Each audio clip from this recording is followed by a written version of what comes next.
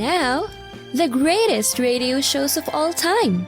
Suspense. The Shadow Node. Washington calling David Harding, counter-spy. Classic radio theater. The Great Gildersleeve. Fibber-mcgee-and-Molly. Dragnet. Gunsmoke. The Lone Ranger. Now, step back into our time machine with your host, Wyatt Cox. Good evening, friends of the Inner Sanctum. Comedy this hour, we start off with the Phil Harris Alice-Faye Show.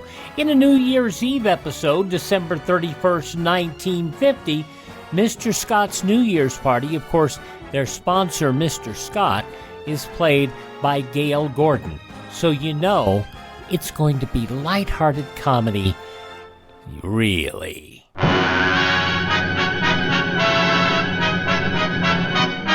From Hollywood, the Phil Harris Alice-Faye Show.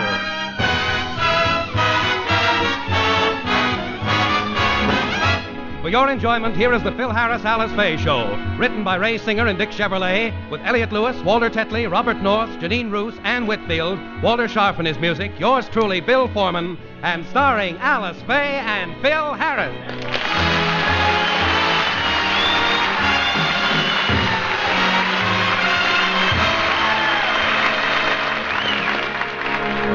Tonight, throughout the world, millions of people are ushering in the new year. Some are celebrating it with their families, some are going to nightclubs, and others are spending a quiet evening at home with a few intimate friends. The latter is the case with Phil's and Alice's sponsor, Mr. Scott. As we look in, Mr. Scott and his wife are checking their guest list. Are you sure you took care of all the invitations for our party, Clyde? Yes, I did, Myrtle. I mailed an invitation to the Bennetts, the Peppers, the New Roths, and the Ackmans. How about the invitation to Phil Harris? I dropped that down the sewer like we planned. Oh, you didn't really? No, I mailed him an invitation. I sent it to Phil Harris, 176 Spruce Street, Kansas City, Missouri. But Clyde, Phil Harris lives in Encino, California. Know what I'm doing every minute.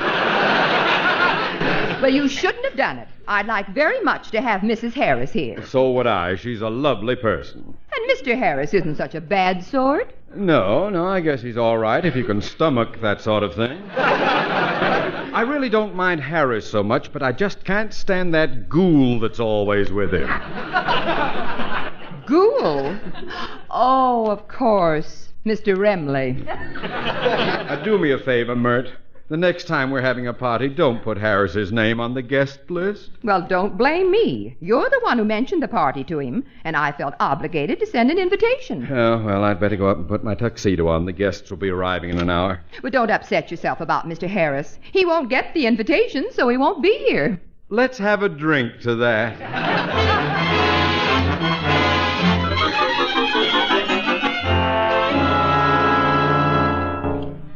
Phil, I don't want to stay home on New Year's Eve. It's 7 o'clock already. Let's plan to go someplace. Now sit where you are. We're not leaving this house until we get an invitation to Mr. Scott's party. But, Phil, you've been expecting it all week. You've been sitting around in your tuxedo since Tuesday. Don't exaggerate. I only put it on when I got up this morning. What makes you so sure you're going to be invited? Oh, I saw Scotty the other day, and he told me about the party and practically invited me. What do you mean, practically invited you? Well, I happened to be in his office the other day, and I peeked over his shoulder and saw him making out his guest list. And I said, I don't see my name on there. And he said, it ain't because you're nearsighted. And I laughed, and he laughed, and, well, it's obvious. What's obvious? He didn't say I shouldn't come. Alice, I know he's inviting us. There must be an invitation in the mail. But it's Sunday. There's no delivery today. Well, then he'll send us a telegram. You've been calling Western Union all day, and there's no message for you. Well, he'll find some way to get in touch with us. Look out the window. Maybe he's sending up smoke signals. Well, if it isn't my favorite brother-in-law, Tallulah Fayhead. Stop kidding yourself, Philip. Mr. Scott is not going to invite you. He doesn't want you at his party. He doesn't want me? No. Are you kidding, Baxter? I make any party I go to. And if you don't believe me, ask any member of the Musicians' Union. I'm known as the Pearl Mesta of Local 47. Poor Alice. She hasn't been invited any place since she married you. Now, what are you talking about? When Alice was a star in pictures, she was invited everywhere. She had a date with one of her leading men every night.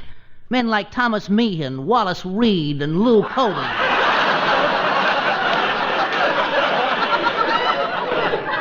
Not to mention J. Warren Kerrigan and Snub Pollard.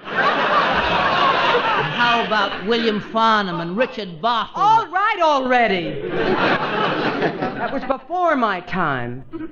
Look, Willie, Alice gets to go out plenty since she married me.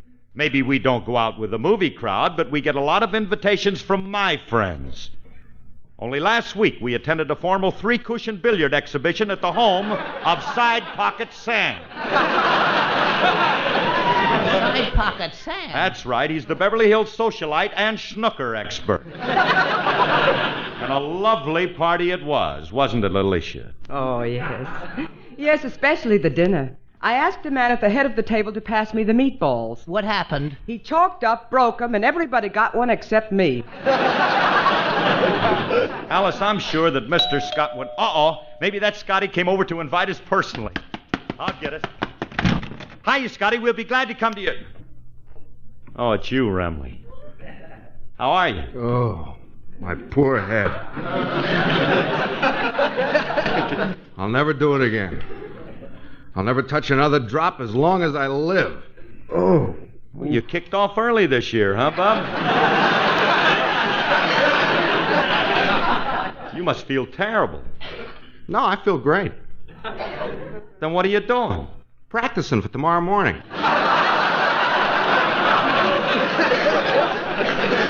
Well, why do you have to say it tonight? Because I ain't going to be in no condition to remember it tomorrow. Oh. What are you doing tonight, Frankie? It depends. What are you doing? I'm going to a party at Mr. Scott's house. That's good enough for me. Frankie, you haven't been invited. Well, what's that got to do with it? I haven't been invited to some of the best parties I ever attended. I'll be glad to go with you, Curly. I'll be glad to have you go, except for one thing. I haven't been invited yet either. Oh. Well, in that case, I'll have to go without you.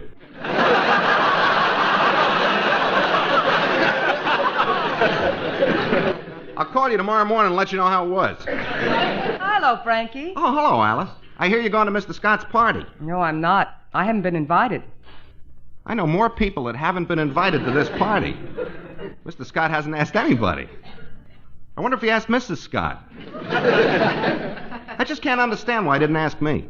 Frankie, after the way you behaved at Mr. Scott's last party, you will never be invited to his house again.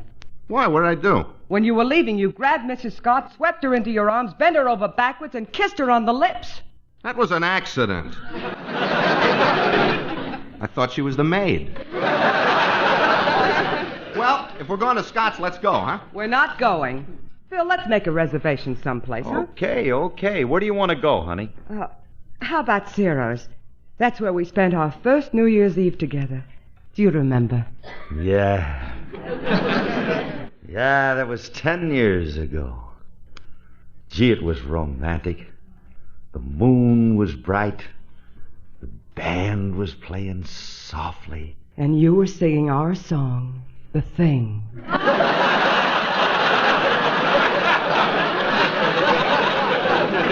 It wasn't the thing, and besides, you were the one that was singing to me. You were singing that beautiful ballad that I taught you. The marching song of the Confederate Army. Sing it again, will you, Minnie Pearl?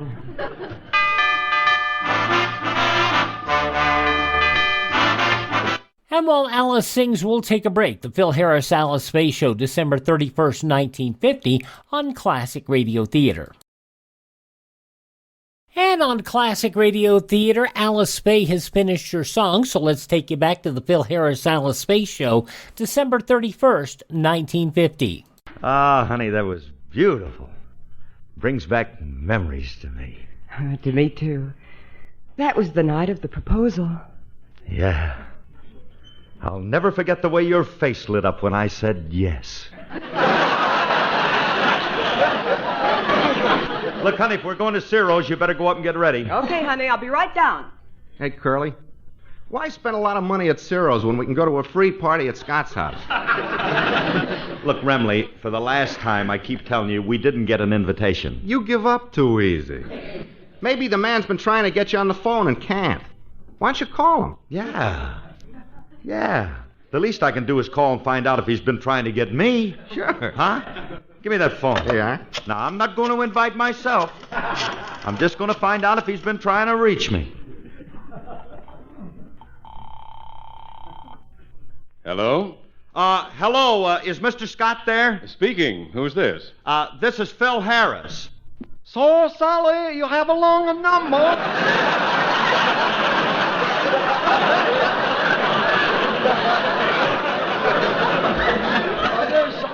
Chickeny longly.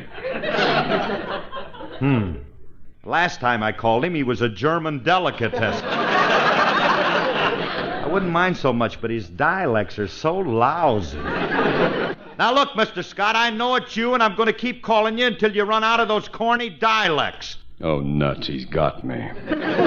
What do you want, Harris? Well, I just heard you've been trying to get in touch with me all day. Is that right? No, it isn't. Well, let me put it this way. The operator just called me and said that you've been trying to reach me on the phone since early morning. The operator said that? Yes, she did. Well, you call her back and tell her she's a big, fat liar. What's on your mind, Harris? Well, Mr. Scott, being it's New Year's Eve, I thought that maybe you and Mrs. Scott would like to go out with Alice and me. We can't. We're having a party. You are? Well, there's nothing like having a party and inviting your friends over to the house, I always say. Yes, sir. That's what I always say, and I wonder how long I'm going to have to keep saying it before he thinks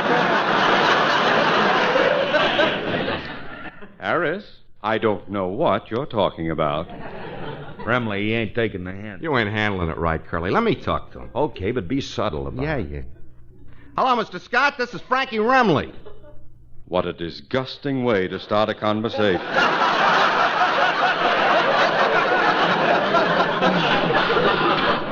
What do you want, bunghead?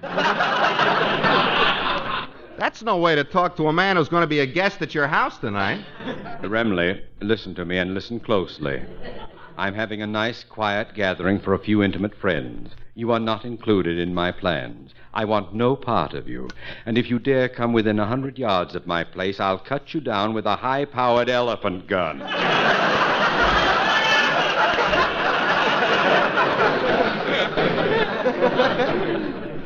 Just for that, I got a good mind not to show up. What did he say, Frankie? What did he say? He's begging us to come now. All right, Mr. Scott, we'll all be over in an hour, and thanks for the invitation. Goodbye, Scotty. Hello, Remley. Hello. Remley. I tell you, I don't want you... Oh, well, if he shows up, I can always poison his drink. Oh, dear. Why, Clyde, you look terribly upset. What's wrong? Brace yourself, Myrtle. I have terrible news for you. We're on the brink of disaster. Oh, Clyde, don't tell me the stock market crashed and you're wiped out. Oh, if it was only that simple. This is much worse. Remley is coming to our party. Oh, no. Well, what are we going to do? I don't know. He's on his way over now, and Myrtle, do you think we can pack and be ready to move in an hour? Ridiculous. Why don't we just turn the lights out? If he thinks nobody's home, he'll go away. Not Remley. He'll break in. Well, he's never been here. Maybe he won't find the place. No, the Harrises have our address, and they... Wait a minute. They may have our address, but they've never been to the house. If I could take the number off our house and put it on Mr. Sweeney's house... But, darling, Mr. Sweeney's the sheriff. Yes.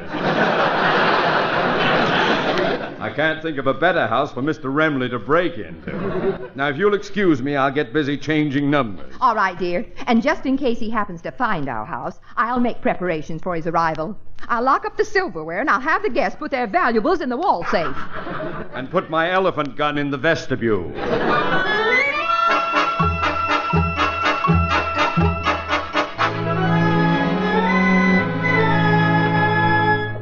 Hey, Alice, if you're all ready, we can start going over to the Scotts. Phil, are you sure Mr. Scott invited us? Oh, he was very insistent, wasn't he, Frankie? Oh, yeah. He said he'd be very hurt if we didn't show up.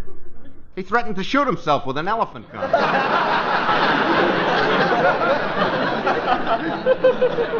So come on, Alice, let's hurry, let's go. All right, if you... Phil, what have you got under your arm? My music. When I'm called upon to sing, I want to be prepared.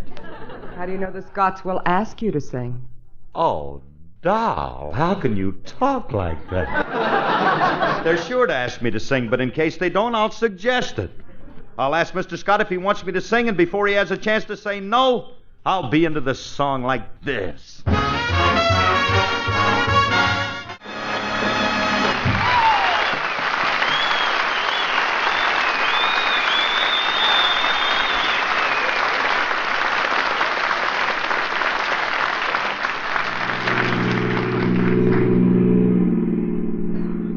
Hey, Alice, we ought to be pretty close to Scotty's house now. What was his number again? 1300. Well, I'll drive slow and you watch the numbers, Remley. Okay. Let's see, this is 751, 753, 755, 1300. There it is.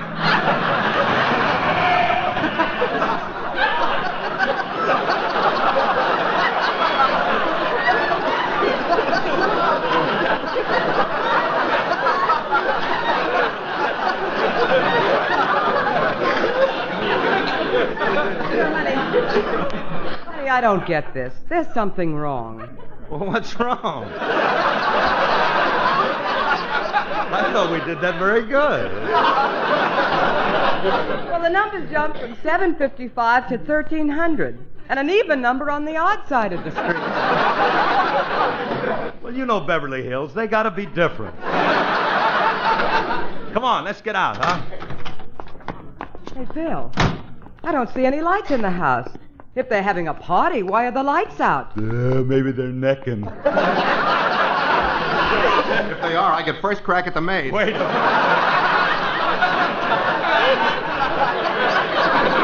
Oh, Bill, look, there's a police car in the driveway. A police... Hey, Remley, did the cops know you were coming to this party? Don't be a wise guy. They're not here for me. Must be Mr. Scott's parole officer.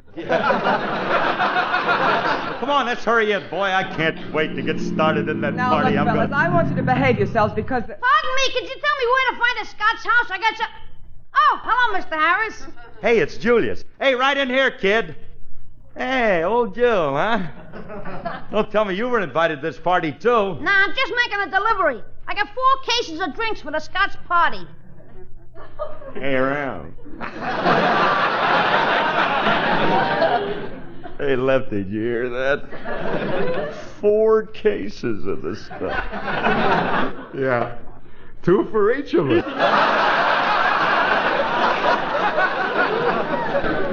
Hey, what kind of stuff did they order, kid? Old whipping post or tiger's breath? Better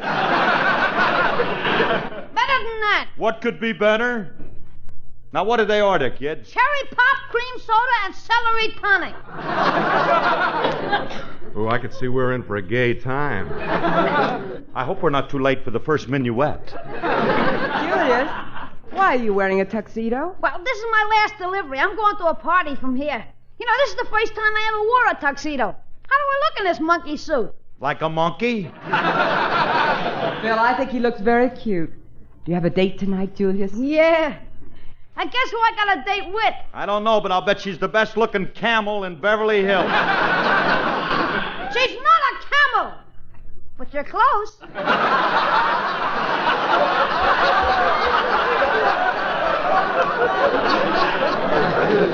That's no way to talk about a girl you're dating. Well, I didn't want to date her. It's my cousin. My mother's making me take her out. Oh, what does she look like? Oh, you ought to see her. Oh, is she a girl? Is she a girl? That's the first question everybody asks.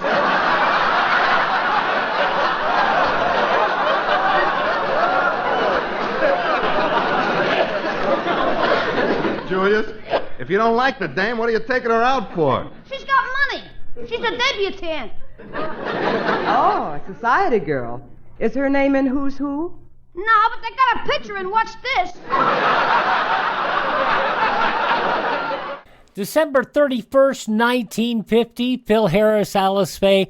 You gotta love Walter Tetley and Elliot Lewis on this show, you do.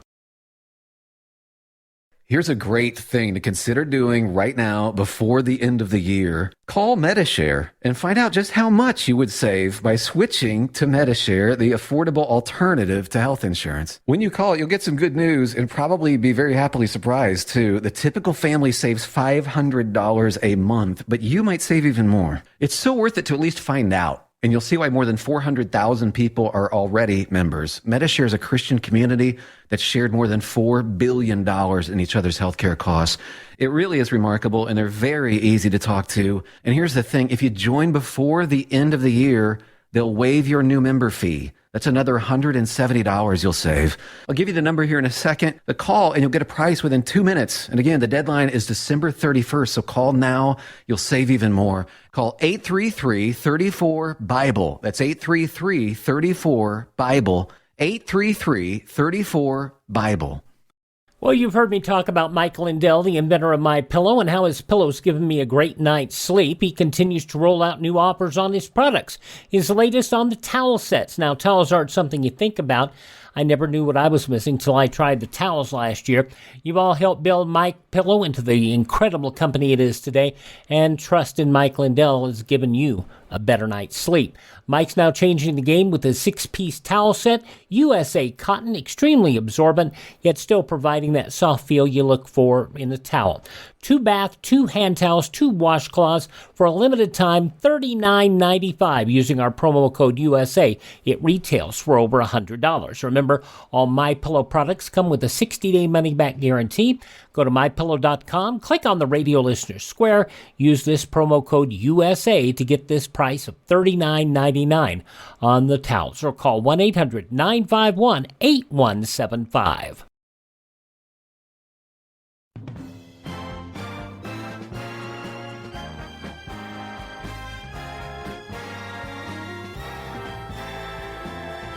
Classic radio theater on your favorite station, listening to the Phil Harris Alice-Faye Show from December 31st, 1950. Walter Tetley, Julius Abruzzo, was telling Phil and Alice, Is her name in Who's Who? No, but they got a picture, and watch this.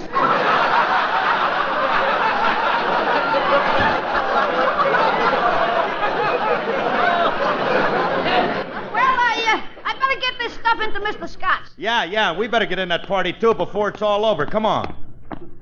Now, Frankie, watch your manners tonight. Don't do what you did at the last party we took you to. What did I do wrong? All I did was drink champagne out of a lady's slipper. I know, but you're not supposed to go around measuring which one has the biggest foot. Hey, nobody answered yet. Ring the bell again. Oh, Phil, this is very strange. There are no lights on. Nobody answers the door. Are you sure we have the right house? Certainly. This is number 1300. Maybe they're in another room and can't hear us. I'll try that door. Uh-oh, it's locked. Step aside. I'll get us in. Frankie, if the door's locked, how are you going to get us in? Fortunately, I brought my axe. Stand back, everybody. Frankie, you can't batter the door down. Oh, don't be so formal. Phil, I think maybe we ought to go home. Honey, we can't do that. If we don't show up, the Scotts will be insulted. Now, what was that? I don't know. I just happened to lean against the window with my axe and the pane splintered. Cheap glass. I guess so. Well, look, as long as the window's broken... Hey, Julius, as long as that window's broken, why don't you crawl in that front door for us, huh? Okay. Phil, I don't think we're doing the right thing. Please, Alice, let us handle this. They were nice enough to invite us to the party. The least we can do is to make an effort to get in. Okay, the door's open. Come on in and watch your step. Phil, I don't like the looks of this. The room is pitch dark. Mr. Harris, did the Scots know that you and Mr. Remley was coming? Yeah. Maybe it's a booby trap. Well, I'm going to turn the light on. Hey, this is a nice room. And look what's on the desk. What? A gun, a pair of handcuffs, and a sheriff's badge. Isn't that cute? Scotty's playing hoppy again. Oh, there's the doorbell. Must be some more of the guests. Come in. Why, it's Mr. and Mrs. Scott. Oh, Mrs. Harris, thank goodness we got here in time. In time, she says. You're 2 hours late for your own party. Yeah, where have you been, Mrs. Scott? Mr. Harris, my husband has a confession to make. Go ahead. Tell them, Clyde. Oh, very well. Harris, I did something tonight that my wife tells me I'm ashamed of.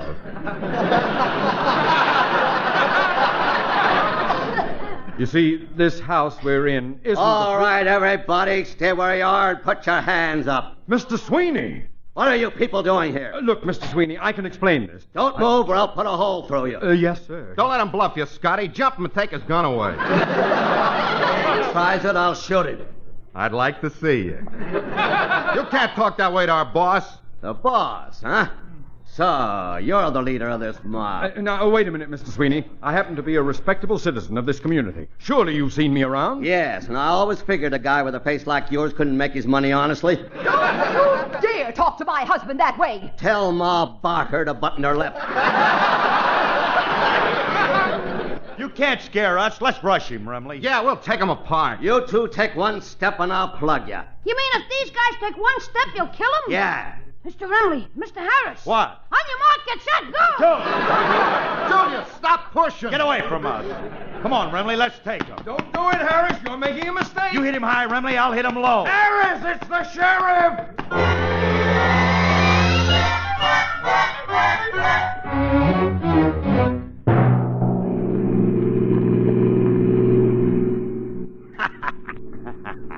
That was quite a brawl. Certainly was. You two fellas are the Oh, worst... honey, now don't be a sorehead. It was all in fun. After all, it's New Year's Eve and you... Hey, it's 12 o'clock. It's the New Year. Happy New Year, everybody. Should old acquaintance be forgot and never... Hey, you! What? No singing in the patrol wagon. Oh, Sheriff, don't be a wet blanket. It's New Year's Eve, and it's a happy occasion, and everybody wants to sing. Alice, Frankie, Julius, and how about you, sir? Don't talk to me, Harris. A man of my importance in a patrol wagon. This is the first time a thing like this has ever happened to me. Oh, no, it isn't, Clyde. Don't you remember the time they raided that burlesque show and you were... Oh, button your lip now! Come on, everybody. Let's all be happy and sing. Should old acquaintance be forgot and never brought to mind? Should old acquaintance be forgot and days of old lang syne? For old lang syne, my dear, for old lang syne, we'll take a cup of kindness yet for old lang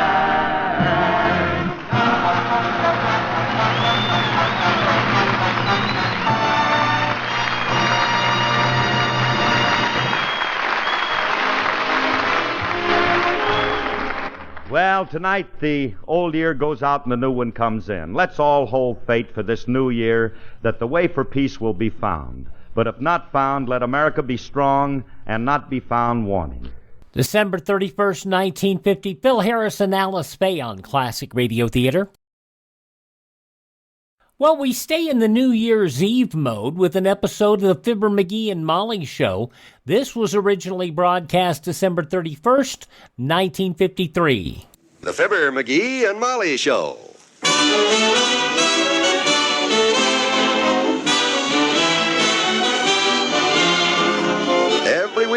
this time, NBC brings you Fibber-McGee and Molly transcribed. The show is written by Phil Leslie and Ralph Goodman and directed by Max Hutto.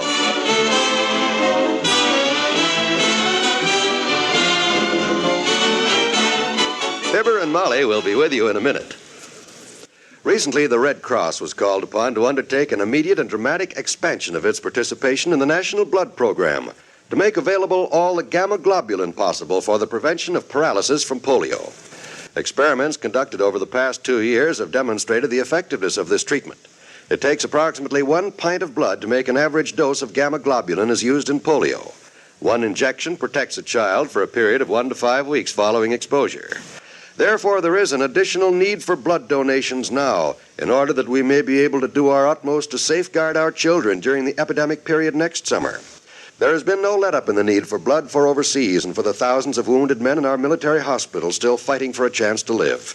If you're an adult, call your local Red Cross chapter for an appointment to make a donation of your blood for the National Blood Program, which aims to supply the total blood needs of the country. Join the thousands of Americans who are rolling up their sleeves. Take pride in having helped save a life.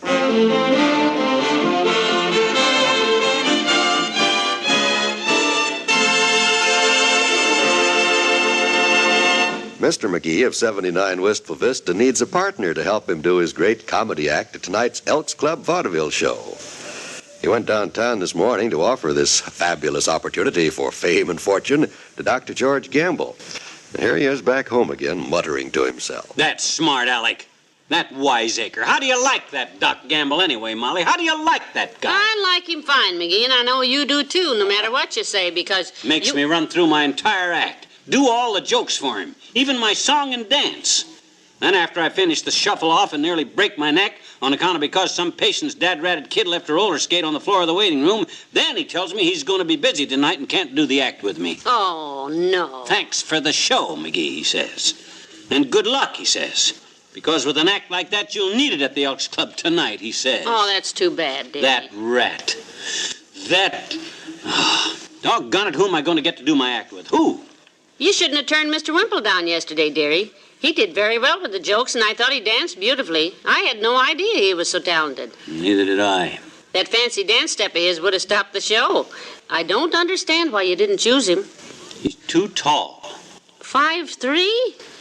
Well, anyhow, I saw Wimp today, and he changed his mind. Said he had other plans for tonight. Well, I don't blame him. After he worked so hard learning your whole act and then you telling him you didn't want him. Doggone it, I got all my equipment for my and Fred Nittany's old act here. The unicycle, my Indian clubs, my old mandolin, the little American flags that come out of my ears, everything. But a straight man. Well, I'm not stuck yet. I just figured out the perfect partner for my act. Well, good. Someone who knows these jokes by heart. Someone who, even though there's only a few hours left to rehearse, can learn to do a time step, carry my Indian clubs for me, and for the finale, sit on my shoulders and hold up a picture of President Eisenhower while I ride the unicycle backwards because she loves me very much and will work real hard. So when I do my act tonight, I'll be a big success thanks to you, my own loving wife. Here's your parasol. Let's start rehearsing. What? Now, wait a minute, McGee. I can't learn all that. McGee, would you get down off of that unicycle and listen to me? McGee, I cannot do this.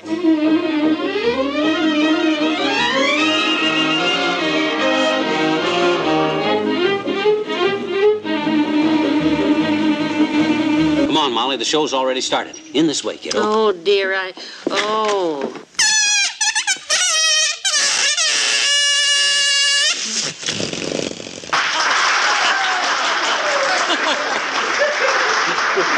Thank you, Clarence Kramer and his musical balloon. Well, folks, how do you like the show so far? Hurry up, get her through here. Don't drop them Indian clubs. My goodness, McGee, I'm so nervous. I don't think I can remember all those things you told me. Don't worry, it all comes back to you when we get out there on the stage. Oh, hi, Herb. Yeah, we made it. Next on our program, we have an act I'm sure you'll find very unusual. Goodness, that's not us, is it? No. You don't think I'd let Watson put us on at the beginning, do you? In show business, you always save the best for the last. We got the top spot. We closed the show. Oh, I wish it was closed right now so we could sneak out of here and... Hello, Mrs. McGee. Oh, hello, Mrs. Spradley. You look very cute with that straw hat and cane. Quite manly, really. Oh, well, thank you. Shh. No talking backstage, Mrs. McGee. Shh. And now, through the efforts of Otto Brockhausen, owner of Brockhausen's Pet Shop at 14th and Oak, open Friday nights till 9, we have secured the services of a professional animal act. You better move out of the way, kiddo. The animals come right through here. Follow me. I know my way around backstage. I'm right behind you, dearie. Okay. Is the animal act ready? Good. And now, here they are, Chimp and Chump, the acrobatic chimpanzee. Oh, McGee, we're out on the stage. Hey, oh my gosh, how Get could off I do the stage, McGee. You're ruining the show. Look out, dearie, look out. Here come the chimps. Come on, let's go. Hey, get that monkey off of me. Stop and pat that chimp, somebody. Hey, cut it out. Get him loose. Chimp, Get Chump, off of me. cut out the fooling. Down, boys, down. Hey, get off of this stage, you stupid jerk.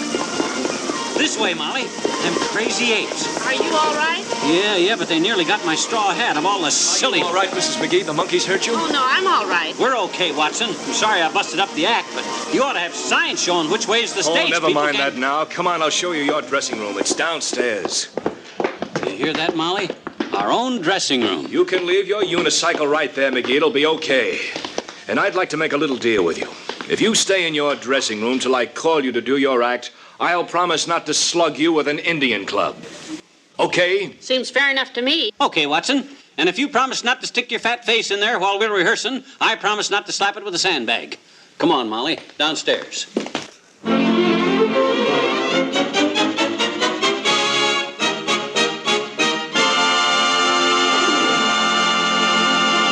What time is it now, Molly? What time is it? 9:35. You think I ought to run upstairs and see what act is on now? On They'll call us. Relax. Okay. We're not supposed to go on for another 20 minutes, and personally, I wish we could forget this whole thing. Don't you worry. When we get out there on that stage and the crowd starts to roar, you'll love it. That I doubt. As long as we're waiting around, let's run through the gags again. McGee, can't we leave out the jokes and just go into our song? Honestly, these jokes are just... Now, don't you worry. You'll do them all right. You're just nervous now. Come on. We'll run through that opening gag again.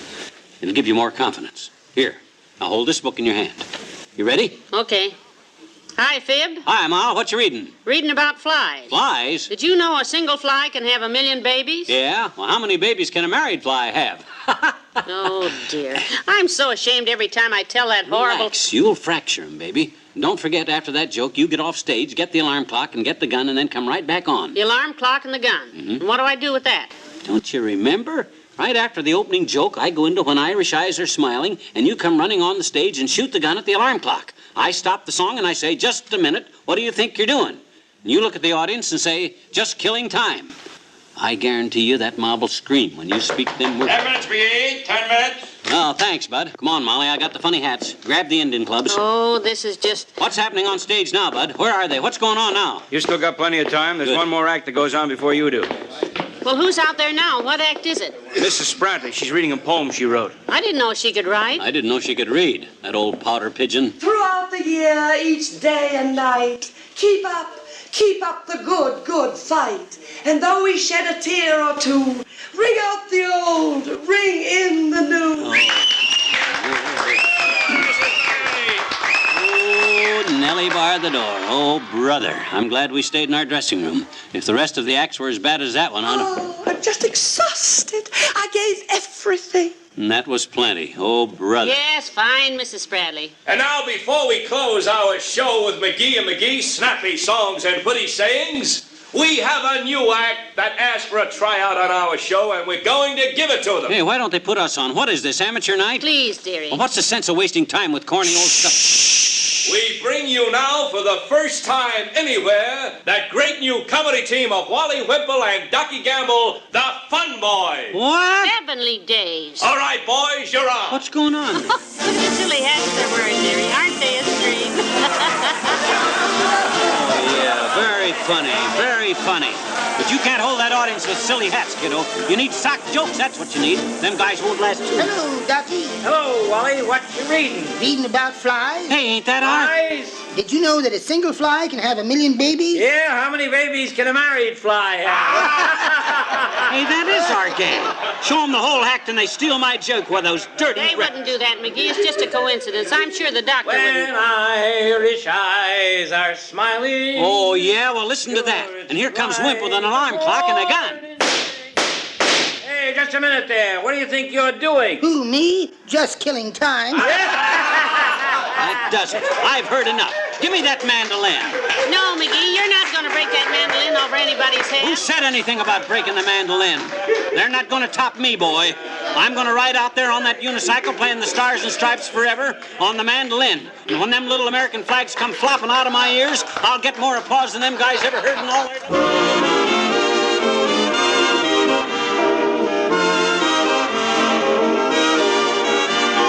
Well, McGee, that winds up another year. 1953 is just about finished. Yeah, and me too.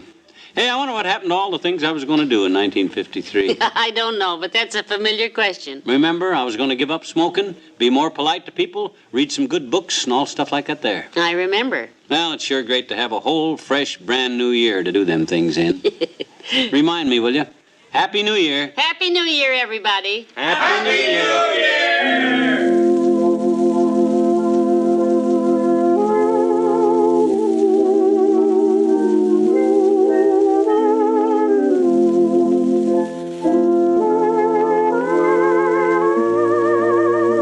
NBC has brought you the Fibber-McGee-and-Molly program, transcribed, with Bill Thompson as Mr. Wimple and Arthur Q. Bryan as Dr. Gamble. Also heard tonight were Peter Leeds as the Master of Ceremonies, Myra Marsh as Mrs. Spradley, and Jack Crucian as the man backstage. This is John Wall inviting you to be with us again tomorrow night for another visit with Fibber-McGee-and-Molly.